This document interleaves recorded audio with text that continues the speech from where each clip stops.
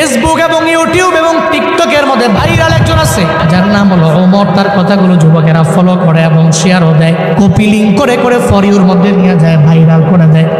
আমি গতকালকে তার একটা ভিডিও দেখলাম, তার মায়ের নামে সে কেমন এটা আমি জানি না, তবে এই ভিডিও দেখার পরে আমি দেখলাম যে মা পাগল ছেলেটা চোখের পানি ফেলায় মায়ের জন্য কান্দ। নেপালের পাহাড়ের সামনে দাঁড়াইয়া বলতেছে আমার মা দুনিয়ার মধ্যে আমার সবচেয়ে বড় আপন। আমার মায়ের বিরুদ্ধে কথা বললে আমি কোনো আইনও মানি না, কাউকে আমি চিনি না, কারণ মায়ের মতো আপন আমার দুনিয়ার মধ্যে কেউ হতে পারে না। সে বলতে লাগলো ছোটবেলায় আমার বাবাই দুনিয়া থেকে বিদায় নিয়ে চলে গেল, যখন আমার বাবা নাই, আমার মা ছাড়াই পৃথিবীতে আমার আপন যখন কেউ নাই। আমার মায়ের গার্মেন্টসে চাকরি করে করে করে করে কোনো রকম জিন্দেগি চালাইয়া আমারে ফালাইয়া যায় নাই, বরং পরিশ্রম করে করে আমার মা স্কুলের মধ্যে আমারে পড়াইলো। আজকে আমি অনেক মশহুর হয়ে গেলাম, প্রসিদ্ধ হয়ে গেলাম, সবাই আমারে চিনে, তবে আমি মায়েরে ভুলতে পারি না। নেপালের পাহাড়ের সামনে দাঁড়াইয়া বলতে লাগলো মা জীবনে কোনোদিন আপনারে আই লাভ ইউ মা বলা হয় নাই, আমি আপনারে ভালোবাসি, আমি আপনারে পছন্দ করি এটা বলা হয় নাই। এই যে যুবকরা যারা আছে এরা তাদের প্রেমিকারে জীবনে কতবার আই লাভ ইউ বলে, নিজের ওয়াইফের বারবার বলতে পারে, একটু বলো না রে বাপ, কয়দিন তুমি মায়ের দরবারে গিয়া বললা মা গো তোমারে ভালোবাসি, আমি তোমারে পছন্দ করি, আমি তোমারে মহাব্বত করি, তুমি ছাড়া এই দুনিয়ার মধ্যে আপন আমার কেউ নাই। মনে রাখবারে বাবা, মায়ের মতো আপন তো জীবনে কোনোদিন অন্য সেকেন্ড কেউ হতে পারে না, কারণ সব হলো স্বার্থের পাগল। আর যা মা যে ভালোবাসা দেয় ওটার মধ্যে বিন্দু মাত্র পরিমাণ স্বার্থ নাই, চিল্লায় বলো ঠিক কিনা। ওমর নামক ওই ছেলেটা বলতে লাগলো এরপরে আমার আপন আমার নানি, আমি জানি রে নানিরা নাতিদের বড় পছন্দ করে, বড় ভালোবাসে। নানার বাড়িতে গেলে নানি ঠান্ডা পানি দিয়া শীতের দিনে পিঠা পুলি বানা, নাতির জন্য বসে থাকে, কি পরিমাণে মায়া করে, কি মহাব্বত করে। সে বলতে লাগলো আমার নানিও আমার জন্য এত পরিমাণে অবদান, যদি জীবনে কোনোদিন একটা হেরিয়ার গাড়ি আমি কিনতে পারি আমার মায়েরে উঠামো, আমার নানিরে উঠামো। যুবকেরা তোমরা অন্যান্য বিষয়গুলো টিকটক দেখা দেখে অন্যজনকে ফলো করো, তবে এটা কেন ফলো করো না? জীবনে কোনোদিন আইফোনের জন্য, বাইকের জন্য, টাকার জন্য তুমি তোমার মায়ের মনের মধ্যে আঘাত দিতে পারো না রে বাপ, তোমার বাবার মনের মধ্যে আঘাত দিতে পারো না, কারণ এরা যদি বদদুয়া দিয়া দেয়, এদের মনের মধ্যে যদি কষ্ট ঢুইকা যায়, বুলেট মিস হয়ে যেতে পারে। জীবনে কোনোদিন এই বদদুয়া এবং দোয়া মিস হতে পারে না। যেই মা বাবা দোয়া করলে আল্লাহ কবুল করে নেয়, জীবনে কোনোদিন ওই মা বাবার সাথে অন্যায় করা যাবে না, মা বাবার মনের মধ্যে আঘাত দেওয়া যাবে না রে বাপ। এদের থেকে তুমি দোয়া নিয়ে আগায়া যাও। মনে রাখবা আব্বা আম্মা দুনিয়া থেকে যার বিদায় নিল, বড় এতিম হয়ে গেছে, ওর সাথেও জীবনে কোনোদিন কোনো অন্যায় আচরণ করা যাবে না, কারণ ওর মনটা তো এমনিতেই ভেঙে চুরে চুরমার হয়ে গেছে। নবীজি মসজিদে নববী থেকে বের হয়ে একদিন বিকেলবেলা খেলার মাঠের কিনারা দিয়ে আমার মায়া নবী যখন যায়, খেলার মাঠের কিনারার মধ্যে দাঁড়াইয়া একজনে চোখের পানি ফালায়া ফালায়া কান্না করে, ছোট্ট একটা বালক, বয়স অনেক বেশি না, ছোট মানুষ। মায়ার নবী ডেকে বলে ও ছেলে রে, কেন তুমি কান্দো, কেন কান্দো, কেন খেলার মাঠের মধ্যে যাও না, কেন খেলো না, আমারে বলো না। সঙ্গে সঙ্গে ছেলেটা আমার মায়ার নবীরে জানায়া দেয়, নবী খেলার মাঠের মধ্যে আমি যাই না কেন জানে, খেলার মাঠে গেলে আমার মায়ের কথা মনে পড়ে, আব্বার কথা মনে পড়ে, সব মনে পড়ে গেলে খেলতে পারি না, খেলার মাঠে যেতে পারি না। খেলার মাঠের কিনারায় দাঁড়ায় দাঁড়ায় কান্দি, কেন জানেন? কারণ আমার এই দুনিয়াতে মাও নাই, আমার বাবাও নাই, আমার ঘরও নাই, আমার বাড়িও নাই। মনে রাখবেন রে বাবা, একটা সন্তানের যখন বাবা হারায়া যায়, ওরা যদি কেউ জিজ্ঞাসা তোমার বাবা আসেনি, বলতে পারে, স্বাচ্ছন্দ্যে বলতে পারে আমার বাবা নাই, ইজি ফিল হয়। যদি একটা ছোট্ট বাচ্চার মা নাই, যদি মা হারায় ফেলে, ওরা যদি জিজ্ঞাও তোমার মা আসেনি, দেখবেন তার বুকটা ফেটে চুরমার হয়ে যায়। এতটুকু বলতে পারে না যে আমার মা দুনিয়ায় নেই। ছোট্ট একটা বালকের মাও নাই, বাবাও নাই, কেউ নাই, ঘরও নাই, বাড়িও নাই, আমার মায়ের মায়ার নবীর দরবারে বলতে লাগলেন, নবী গো, আমার মাও নাই, আমার বাবাও নাই, ঘরও নাই, বাড়িও নাই। নবী কয়, সন্তান রে, আমি এতিমের কদর পরিপূর্ণ দিতে পারি, আমার সঙ্গে আয় না। এতিমটাকে নিয়ে আম্মা জান আয়েশার ঘরের মধ্যে নবী নিয়ে গেল। মায়ার নবী যায় বলে, আয়েশা, এমন একজন এতিম আমি ঘরের মধ্যে নিয়ে আসলাম রে আয়েশা, যে এতিমের মাও নাই, বাবাও নাই, ঘরও নাই, বাড়িও নাই। তোমারে আজকে দেখে আম্মা বলবে, আমারে আজকে দেখে আব্বা বলবে, এতটুকু যাতে বুঝতে না পারে দুনিয়াতে ওর মা নাই, বাবা নাই, ঘর বাড়ি নেই। এতিমের জানায়া দে, আজকে থেকে তুমি আমারে বাবা বলবা, আর ঘরের মধ্যে আয়েশারে আম্মা বলবা। তুমি এটা মনে করবা না যে জগতে তোমার মাও নাই, তোমার বাবাও নাই। নবীজি সঙ্গে সঙ্গে এতিমটার বিষয়ে কথা বলে, আর পরে এতিমটারে সুন্দর কাপড় পরায়া দেয় আম্মা জান আয়েশা। কাপড়টা পরায়া দেওয়ার পরে মায়ার নবী যখন এতিমের নিয়ে যায়, আঙ্গুল দিয়া দইরা দইরা আমার মায়ার নবী তারে বুঝায়, এতিম রে, কেন তোমারে আমি কদর করলাম, কেন ঘরের মধ্যে নিয়ে আসলাম জানোনি? কেন আমারে বাবা বলার জন্য বলি, জান আয়েশারে আম্মা বলার জন্য বলি জানো? আমি এতিম রে, এতিমের কদর আমি পরিপূর্ণ দিতে পারি, কারণ জগতে আমার বাবার কেমন চেহারা আমি দেখি নাই। দুনিয়াতে আসার পরে 6 বছর বয়সে আমি মারে হারাইছি। দুনিয়াতে যত এতিম আছে সমস্ত এতিমের লিডার আমার মায়ার নবী। মায়ার নবীর ছোটবেলার কাহিনী। এই ময়দানে এমন কোন নবীর উম্মত নাই যে জানে না। দুধমা হালিমার ঘরের মধ্যে আমার মায়ার নবী বড় হলেন। ওই জায়গা থেকে যখন মা আমেনার ঘরের মধ্যে, নিজ গৃহের মধ্যে যখন আমার মায়ার নবী আসলেন, হঠাৎ করে একদিন খেলাধুলা করার জন্য না খেলা দেখার জন্য নবী যায়। ঘর থেকে বের হয়ে যখন খেলার মাঠের কিনারায় গিয়ে দাঁড়ায় যায়, নবী খেলে না। নবী তাকায় দেখে ছেলেরা কেমনে খেলাধুলা করে। মাঠের কিনারার মধ্যে দাঁড়াইয়া একটা পর্যায়ে সন্ধ্যা হয়ে গেল, নবী বাড়ির মধ্যে যায় না। সব শিশুরা এক এক করে বাড়ির মধ্যে চলে গেল, নবী যায় না। ওদিকে মা আমেনা চিন্তায় পড়ে গেলেন, সন্ধ্যা হয়ে গেল, কেন আমার ছেলে বাড়ির মধ্যে আসে না? মা আমেনা ঘর থেকে দরওয়াজাটা ওপেন করে বের হয়ে তাকায় দেখে শিশুরা খেলার মাঠ থেকে খেলাধুলা করে বাড়ির মধ্যে চলে যায়। ওই শিশুরা, রে মুহাম্মদের দেখছো নি? আমি মারে জানাও, মুহাম্মদের চিনি না, তবে দেখছি খেলার মাঠের কিনারায় দাঁড়াইয়া কে যেন চোখের পানি ফালায়া ফালায়া ফালায়া কান্দে। কে যেন চোখের পানি ফালায়া কান্দে। মা আমেনা তো বুঝতে বাকি নাই, এটা আমার মুহাম্মদ ছাড়া কেউ হতে পারে? মুহাম্মদ। মা আমেনা ঘর থেকে বের হয়ে চলে গেলেন, খেলার মাঠের কিনারার মধ্যে গেলেন। যা বলে, মুহাম্মদ রে, ও বাবা, মুহাম্মদ রে, ও বাবা, বল তোরে কে মারলো? আমি মায়েরে বল না। মায়ার নবী জানায়া দে, মা আমার কেউ আমারে মারে নাই, কেউ আঘাত করে নাই, কেউ মারছে জন্য আমি কান্দি না। সন্ধ্যা চলে আসার পরে সব ছেলেরা এদের বাবার আদর পায়া বাড়ির মধ্যে যেতে পারে। প্রতিদিন আমি খেলার মাঠের কিনারার মধ্যে দাঁড়ায়া থাকি, আমার বাবাই কেন আসে না? কেন আমার বাবাই গালের মধ্যে আমার চুপ দেয় না? আমার বাবা আমারে কাঁধে কেন নেয় না? আমার বাবা আমারে সঙ্গে করে নিয়ে কেন বাড়ির মধ্যে নিয়ে যায় না? এই জন্য বাবারে মিস কইরা কইরা চোখের পানি ফালায় কান্না করি। কি অপরাধ আমি বাবার সঙ্গে করলাম? কেন আমার বাবা আমার দরবারে আসে না? সন্তানকে যেই পরিমাণ মোহাব্বত করে একটা বাবা হয়, এই যে ময়দানে যে বাবারা আসলেন ছেলের জন্য নিজের জীবন পর্যন্ত দিয়া দেন। দিনরাত পরিশ্রম করে কারখানায় এত কাজ, এত পরিশ্রম করলেন কার জন্য? কই ছেলের জন্য, মেয়ের জন্য করি। ছেলের জন্য, মেয়ের জন্য আপনি কাঠ ফাটা রোদের মধ্যে নিজের রক্তগুলোকে ঘাম বানাইয়া, মাথার ঘাম পায়ে ফেলাইয়া যে কাজ করেন ছেলের জন্য, মেয়ের জন্য। আপনার ছেলে মেয়ে আপনার থেকে যে আদর পায়, আমার মায়ের মায়ার নবী সে আদর বাবার দরবার থেকে পান নাই, জীবনে পান নাই, জীবনে পান নাই। এজন্য মার দরবারে বলে, মা গো, কেন বাবা আমার দরবারে আসে না, কেন আমার চুমু দেয় না, কেন কান্দের মধ্যে লয় না, কেন আমার বাড়ির মধ্যে নিয়ে যায় না, আমার বাবা কোথায়? আমার বাবা যদি না আসে আজকে বাড়িতে যাব না, তুমি আমায় নিতে পারো না।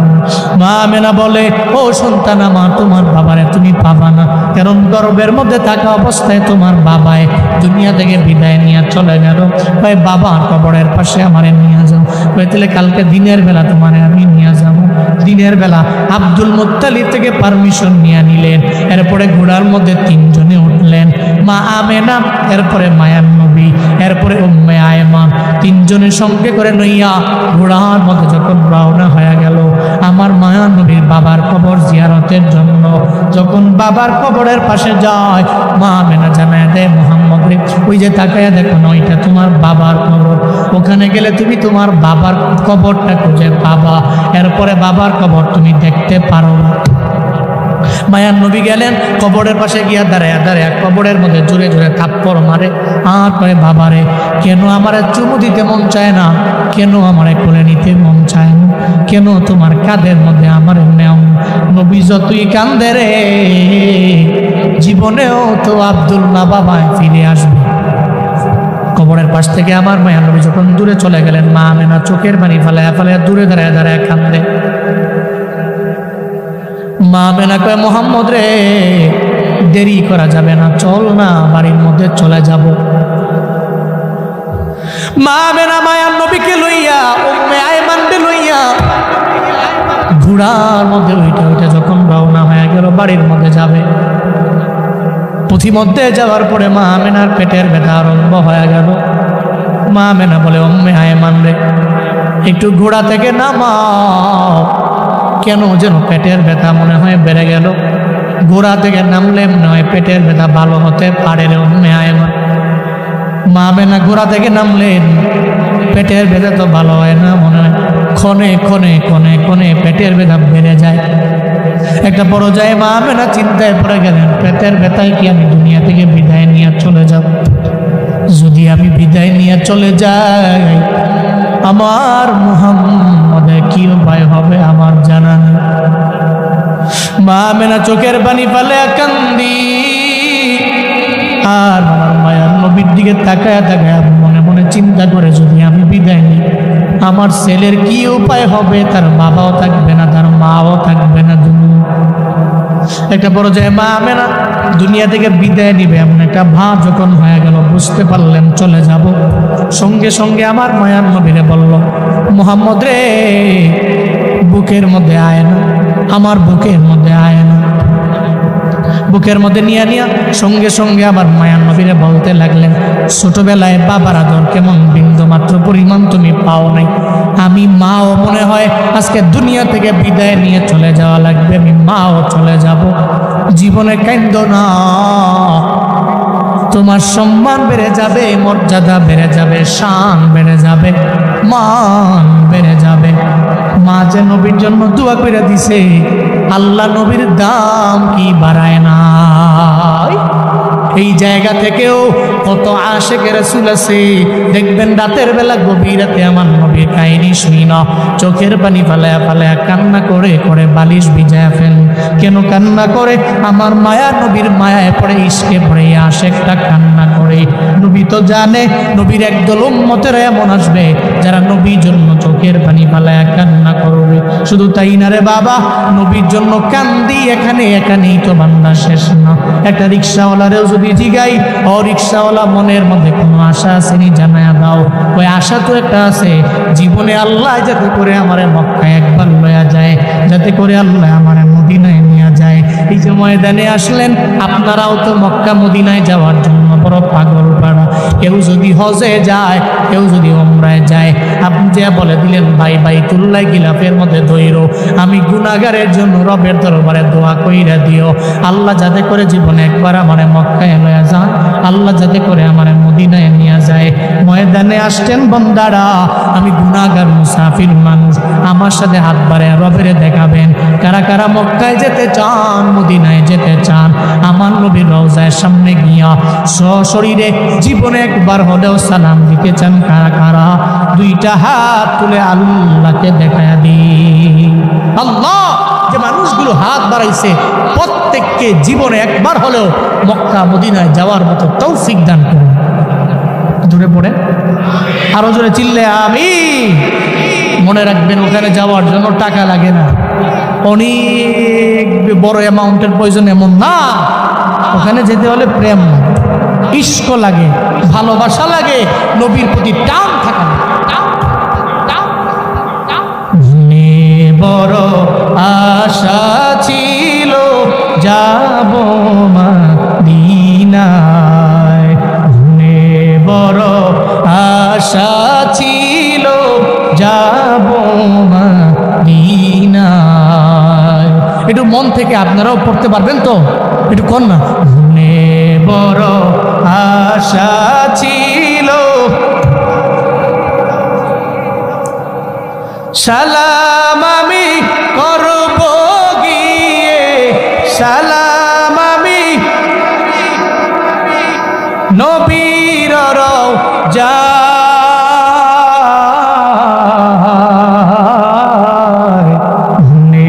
বড় আশা ছিল, বড় আশা ছিল আরব সাগর পাড়ি দিব, নাই কই আমার তরি পাখি নাই তো উড়ে যাব জানাতে বরি, আমার আশায় আছি সম্বল নাই, আশায় আছি করি কেউ পায়,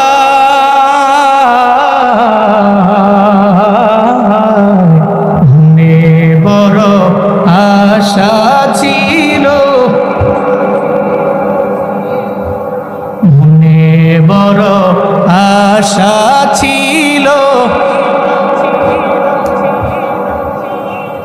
সবাই মনে বড়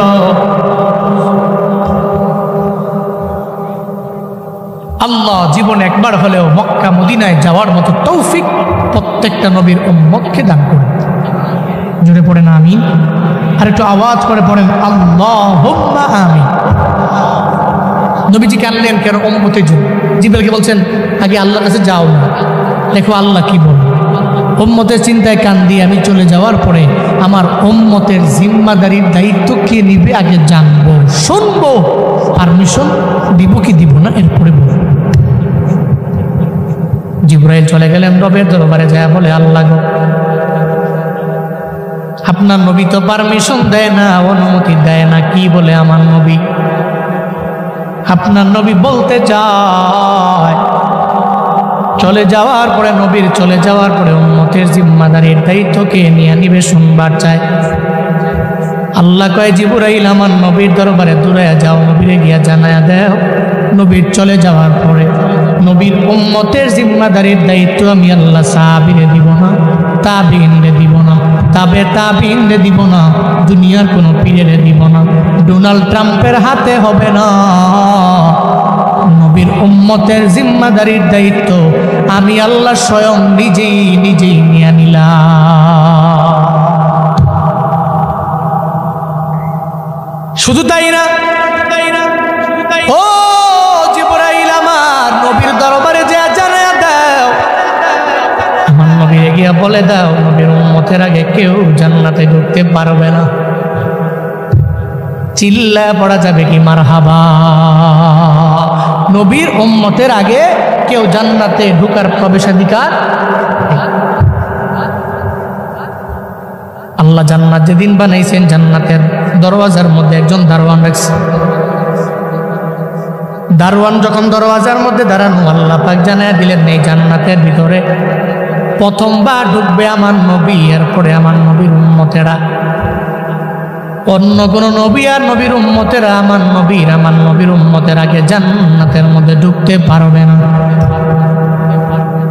হাসরের ময়দানে আমার মায়ার নবী মাকামে মাহমুদের মধ্যে সিজদায় পড়ে পড়ে আমার মায়ার নবী যখন কান্না করবে, আল্লাহ পাক সেদিন বলবে নবী মাথা উঠান, এরপরে উম্মতের যারে মন চায় সুপারিশ করে নিয়ে যান। উম্মতদেরকে ধরে ধরে ধরে ধরে জান্নাতের দরওয়াজার সামনে গিয়া যখন দাঁড়ায় যাব, দরওয়াজার সামনে দাঁড়ানোর পরে দারোয়ান বলবে কি আপনি, কি আপনার পরিচয় বলেন না। আমি মুহাম্মদ সাল্লাল্লাহু আলাইহি ওয়াসাল্লাম উম্মতদেরকে নিয়ে জান্নাতে ঢোকার জন্য দরওয়াজায় দাঁড়াইলাম। কয় নবী আপনার জন্যই তো জান্নাত যেদিন থেকে আল্লাহ বানাইছেন ওদিন থেকেই দরওয়াজার মধ্যে আমি দাঁড়ায় রইলাম, আপনার জন্য ওয়েটিং এ আছি। উম্মতের নিয়ে দরওয়াজার সামনে আইসা দাঁড়ায়া গেলেন। এখন জান্নাতের 8টা দরওয়াজা আপনার জন্য ওপেন করে দিলাম, আপনার জন্য খুলে দিলাম। যেই দরওয়াজা দিয়া মন চায় ওই দরওয়াজা দিয়েই জান্নাতে চলে যায়। নবী আগে যাবে, নবীর উম্মতেরা মানে আমরা যাব, এরপরে অন্যান্য নবীরা ধারাবাহিকভাবে অন্যান্য নবী এবং নবীর উম্মতেরা জান্নাতে ঢুকবে। নবীরে কি দেন নাই? নবীর কোন দৌলতটা আছে যে আল্লাহ নবীকে দেন নাই? শুধু তাই না, আল্লাহ পাক আমার মায়া নবীর সব জায়গায় আল্লাহ কেমন ভাবে খুশি করে বান্দা মনোযোগের কান লাগায় শুই না যায়। তায়েফের ময়দানে আমার মায়ার নবী যে গেলেন দাওয়াত দেওয়ার জন্য, নবীর হাতে একজন ব্যক্তিও কালেমা তো পড়ে না, আবার আমার নবীর উপরে পাথর দিয়ে আঘাত করে। এই ব্যাপারে এমন কোন নবীর উম্মত নাই যে এই ব্যাপারে জানে না। তায়েফের ময়দানে আমার মায়ার নবী সারা দিন লাগাইয়া কালেমার দাওয়াত দেয়, কিন্তু নবীর হাতে কেউ কালেমা পড়ে নাই। উল্টা আমার নবীর মারধর করলো, পাথর মারলো, রক্তাক্ত করে ফেললো। এমন একটা হালাতে ফজরের সময় রাত যখন শেষ হয়ে গেল, ফজরের নামাজে আমার মায়ার নবী নিজে দাঁড়ায় গেলেন, তিলাওয়াত করতে লাগলেন। নবী নিজে নিজে তিলাওয়াত করা হালাতে একটা পর্যায়ে আমার মায়ার নবী ওই সময় যখন তার কণ্ঠ মোবারক দিয়া যখন তিলাওয়াত করতে লাগলেন, যেই তিলাওয়াতের মধ্যে এত পরিমাণে মাজা, এত পরিমাণে মায়া, যেই নবীর হাতে একজন মানুষ কালেমা পড়ে মুসলমান হতে পারেন নাই। তায়েফের ময়দানে দিন চলে গেল, রাতও চলে গেল। ফজরের নামাজে নবী উনার কণ্ঠ মোবারক দিয়ে তিলাওয়াত করতে দেরি, একদল জিন আমার নবীর পাশে আইসা দাঁড়ায়া যায়। যখন তিলাওয়াত শুনতে পায়, ওই তিলাওয়াতের মধ্যে বড় মজায় পড়ে গেল। জিনেরা কয় এই যে উনি যেই রবের কালাম পড়ে, যেই রবের কথা পড়ে, আমরা সমস্ত জিনেরা ওনার পিছনে দাঁড়াইয়া যেই কালাম পড়ে ওই কালামের রবের প্রতি ঈমান আনলাম। চিল্লায়া পড়া যাবে কি মারহাবা। ফজরের নামাজ পড়া নবীর সালাম ফিরে চোখের পানি ফেলায় কাঁদতেছে আর আল্লাহকে বলে, আল্লাহ আমি তো তায়েফে আসলাম, একজন ব্যক্তিও কালেমা পড়ে মুসলমান হলো না। কষ্ট নিয়ে নবী বসে আছে। আল্লাহ কয় জিবরাইল নবীজি কান্দে করে কান্দে কেন, উদ্বিগ্ন কেন, চিন্তায় কেন? যে বলো। জিবরাইল পাঠালেন, জিবরাইল নবীর কাছে আসলেন। নবীকে এসে বলে আপনি কাঁদছেন কেন? একজনও কালেমা পড়ে নাই। একজন মানুষ কালেমা পড়ে নাই তো কি হয়েছে? একটু আগে ফজরের নামাজে যেই তিলাওয়াত করছেন ওই তিলাওয়াতের মায়ায় পইরা একদল জিন আপনার হাতে অদৃশ্যেই কালেমা পড়ে মুসলমান হয়ে গেছে। নবীজি হেসে দিলেন, নবীজির কান্না বন্ধ হয়ে গেল। কে বন্ধ করেছেন? কে কে? মা ওয়াদ্দাআকা রাব্বুকা ওয়া মা ক্বালা।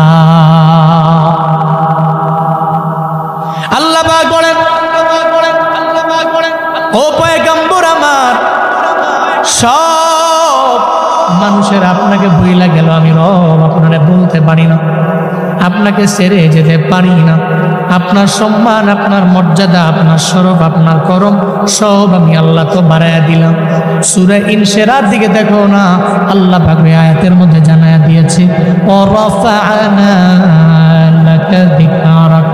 আপনার জিকির, আপনার সম্মান, আপনার মর্যাদা সমস্ত কিছু আমি আল্লাহ বুলন্দ করে দিলাম। সব আমি আমি বাড়িয়ে দিয়েছি, বৃদ্ধি করেছি, উঁচু করেছি, বৃদ্ধি করেছি, বুলন্দ করে দিয়েছি। এরপরে 4 নম্বর আয়াতের মধ্যে আল্লাহ পাক আমার নবীরে জানায়া দেয়, ওয়ালাল আখিরাতু খায়রুন লাকা মিনাল উলা। নবী হে, আপনার শেষের জীবনটা শুরুর জীবনের চাইতে, প্রাথমিক জীবনের চাইতে সুখের হবে, আরো কল্যাণময় হবে। সফলতার দ্বার পর্যন্ত বসবেন শেষের জীবনে, মানে প্রথম থেকে শেষেরটা মধুর হবে বেশি। সুবহানাল্লাহ পড়বেন না? ঠিক সূরা ইনশিরাতে আল্লাহ বলছেন, ফাইন্না মাআল উসরি ইউসরা, ইন্না মাআল উসরি ইউসরা। নিশ্চয়ই কষ্টের পরে আছে কি? নিশ্চয়ই কষ্টের পরেই তো সুখ, দুঃখের পরেই তো সুখ। আপনি ধরেই যে সুখী এমন না তো। একটা পর্যায়ে এমন হবে, আপনি 3 বেলা খাবারের জায়গায় 2 বেলা পাবেন, 1 বেলা পাবেন, 1 বেলা পাবেন, 2 বেলা পাবেন না। আপনি দুঃখের সাগর পাড়ি দিয়ে দিয়ে দিয়ে চেষ্টা করে, শ্রম দিয়ে এমন একটা হালাতে আল্লাহ পাক আপনাকে নিয়ে যাবে, এই দুঃখের পরে এমন এক সুমহান সুখ আল্লাহ পাক আপনাকে দিবে। এই সুখ পেয়ে আপনি হবেন এমন কৃতজ্ঞ হবেন যে আল্লাহ, আমি ছিলাম কি, আমাকে বানালেন। সমাজে এমন অনেক নজির প্রমাণ আছে, অনেক আছে। আগে খাইতে পারত না, মানুষের বাড়ির কাজ করত, লেবার ছিল, দিন মজুর ছিল, কিন্তু 5 বছর 10 বছর 15 বছরের ব্যবধানে আল্লাহ তাকে সম্মানিত করেছেন, মর্যাদার আসনে আসীন করেছেন, আল্লাহ তাকে দামি করেছেন, বহু বড় টাকাওয়ালা বানিয়েছেন। আছে না নাই? আছে না নাই? এরকম আছে। এর মানে বোঝা গেল জীবনটা এমন। কাটাহিরি খেলত কেন কমল তলিতে, দুঃখ বিনা সুখ লাভ হয় কি মহিতে। পদ্ম ফুল আনবেন, কাটার দাগ খাবেন না, বিষয়টা এমন না তো।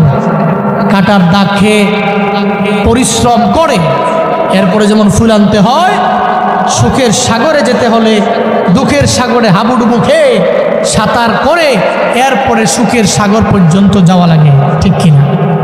ধরেই পৃথিবীতে কেউ সুখী না, হ্যাপি না। আল্লাহ পাক নবীকে সেটাই বললেন, ওয়ালাল আখিরাতু খায়রুন লাকা মিনাল উলা। আপনার শেষ শুরুর চাইতে আরো বেশি উত্তম। সফল শেষে আপনি শুরুতে। যেমন মাক্কি লাইফের মধ্যে আমার মায়া নবীর উপরে কি পরিমাণে টর্চার করলো, জুলুম করলো, নির্যাতন করলো আবু জাহালের দলেরা। বাইতুল্লাহর কিনারার মধ্যে আমার নবী মুসলিম সাহাবাদের নিয়ে যখন নামাজের মধ্যে দাঁড়ায় যাইতেন, মায়ার নবীর দেহ মুবারকের মধ্যে উটের নারী বুড়িগুলো পর্যন্ত এরা চাপায়া দিত। মায়ার নবীর এরা দেখতে পারে না। নবী যখন বয়ান করে কানের ভিতরে শাহাদাতি আঙ্গুলটা দিয়া ধইরা রাখে, মুহাম্মদের কথা আমরা শুনতে রাজি না। মক্কায় যেই মানুষগুলো নবীরে ব্যথা দেয়, মদিনায় যাওয়ার পরে মদিনার শিশুরা, মদিনার কিশোররা আমার মায়ার নবীরে কিভাবে বুকের মধ্যে নেয়, কি সুন্দর করে আমার মায়ার নবীরে অ্যাকসেপ্ট করে নেয়, গ্রহণ করে নেয়। শুধু তাই না রে বাবা, হুদায়বিয়া সন্ধির মাধ্যমে যেই মক্কার মানুষেরা এত পরিমাণে আমার মায়ার নবীরে কষ্ট দিল, বিতাড়িত করলো, ওই মক্কাটাও তো বিজয় হলো আমার মায়ার নবীর হাতের মধ্যে আল্লাহ পাক দিয়া দিল। মক্কা বিজয় হয়ে গেল, নবীরে আল্লাহ পাক দিয়া দিলেন। আল্লাহ কয়, চিন্তা করার দরকার নাই, আপনার শুরুর জীবন থেকে শেষের জীবনটাতে আমি আল্লাহ সুমহান সুখ দিয়া ভরপুর করে দিব। চিল্লায়া পড়বেন কি মারহাবা। আল্লাহ পাক বলেন, ওয়ালা সাউফা ইউতিকা রাব্বুকা ফাতারদা আলাম ইয়াজিদকা ইয়াতীমান ফাআওয়া।